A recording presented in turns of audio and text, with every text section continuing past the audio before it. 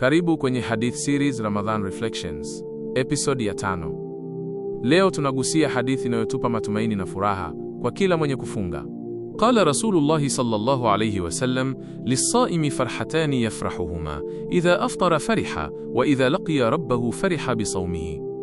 Mtume sallallahu alayhi wasallam pia amesema, mwenye kufunga ana furaha mbili, anapofuturu hufurahi na atakapokutana na Mola wake hufurahi kwa sababu ya funga yake.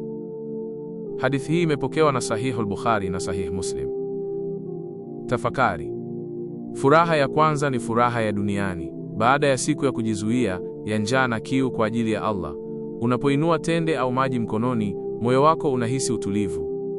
Sio furaha ya chakula tu, ni furaha ya utiifu. Lakini furaha ya pili ni kubwa zaidi. Ni furaha ya akhera, siku ambayo watu watakuwa katika hofu na mashaka.